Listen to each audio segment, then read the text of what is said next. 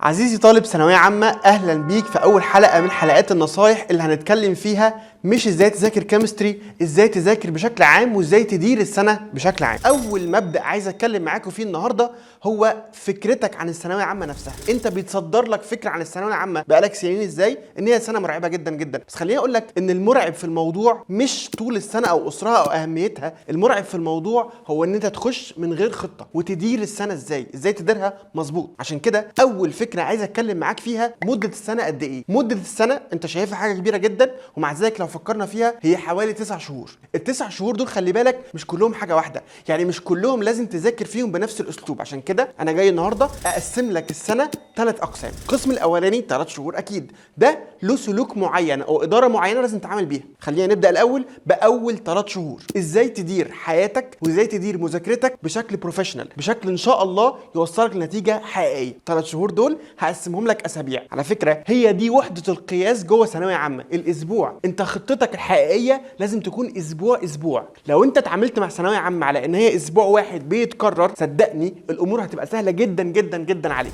أول فكرة عايز أتكلم معاك فيها النهاردة وأحسمها معاك تماما، نظرتك للثانوية العامة. ما تبصش للثانوية العامة لأن هي سنة ولا 9 شهور، بص على إن هي أسبوع بس. لو انت قدرت جوه المايند سيت بتاعك تقتنع ان الثانويه العامه عباره عن اسبوع بيتكرر، صدقني هتلاقي الموضوع اسهل بكتير واخف بكتير، والبعبع اللي انت خايف منه هتلاقيه هادي خالص خالص خالص وبقى صغير جدا جدا في عينك. عايزك وانت بتفكر في الثانويه العامه تفكر زي الفرق ما بين الماراثون والسباق ال100 متر. السباق ال100 متر ده حاجه انت لازم تجيب اخرك من اول ثانيه، لان هو السباق كله على بعضه بيبقى دقيقه او دقيقتين، لكن الماراثون هو بيبقى عدد من الكيلومترات. علشان كده لو انت اتفرجت على سباق ماراثون عمرك ما هتلاقي متسابق من اول لحظه بيحرق اعصابه وعضلاته، عشان هو اكيد في الاخر مش هيقدر يكمل. عشان كده انا هتكلم معاك دلوقتي حالا عن خطه اول 3 شهور بس.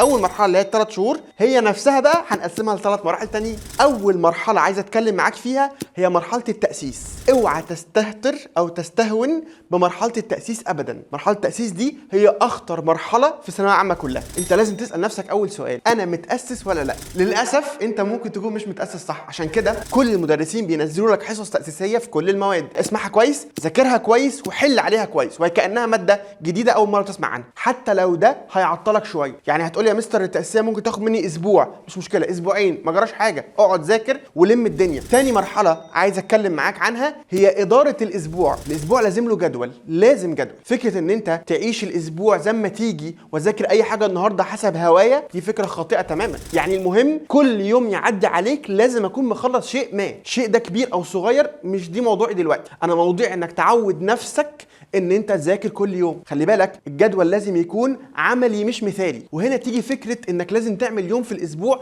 لتقييم الجدول بتاعك. اوعى تكون فاكر انك هتحط من اول يوم جدول يمشي على الكل، لا، لازم تكافئ نفسك على الحاجات الكويسه ولازم تعدل الحاجات الغلط، بحيث ان لما ال3 شهور الاولانيين يخلصوا تبقى انت برنس، تبقى انت عارف كل ماده بالظبط بتدخل لها كام ساعه وبتخرج منها ايه ومستواك فيها بيزيد ازاي. المرحله الثالثه في الجزء الاولاني من السنه اللي هم اول 3 شهور اداره الضغط.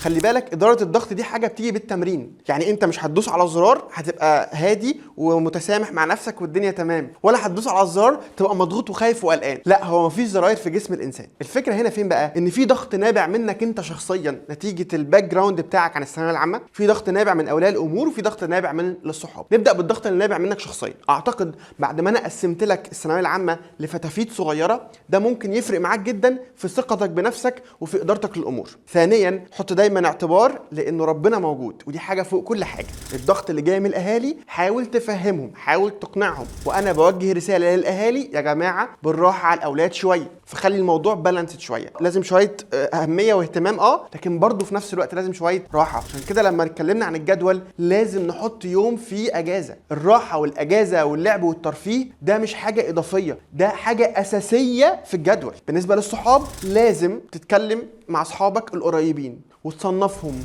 الناس دي طموحه، الناس دي عايزه تعمل حاجه يبقى انا بكمل معاهم، لكن الناس دي مش طموحه ومش هدفها حاجه كويسه بحاول ابعد واخد نفسي واروح لناس تانية تكون عندها اكتيفيتي دايما ومذاكره وكلامهم عن النجاح والتوفيق والى اخره. الخلاصه عزيزي الطالب ان الثانويه العامه مش بعبع، مش مرعبه، مش وحش. الثانويه العامه محتاجه حاجتين: تنظيم كويس جدا جدا واستمراريه. فحضرتك لو منظم، حضرتك لو باصص على الامور صح بما يرضي الله ومفتفت الامور لحاجات صغيره وانتظمت واستمرت واستمريت على المجهود اللي تقدر تبذله، صدقني ان شاء الله الحكايه هتبقى سهله جدا وهتوصل اللي انت عايزه. واللي انت عايزه هنا مش قصدي بيك كليه وبس. عمر الثانويه العامه ما كان الهدف منها يا جماعه درجات وكليه وبس، لا، دي سنه انت بتكون فيها شخصيتك، دي سنه انت بتخرج منها قادر تدير اسبوعك، قادر تعمل جدول محترم، وقادر تدير الضغوطات، وقادر تدير ده. وده دوري، اني مش بس بشرح لك منهج علمي، لا، ده انا بحاول كمان اساعدك في تطوير شخصيتك وتحسين افكارك باذن الله. ركز معايا وركز ان شاء الله في حياتك اللي جايه، وباذن الله بتمنى لكم التوفيق واشوفكم على خير في حلقه جديده باذن الله.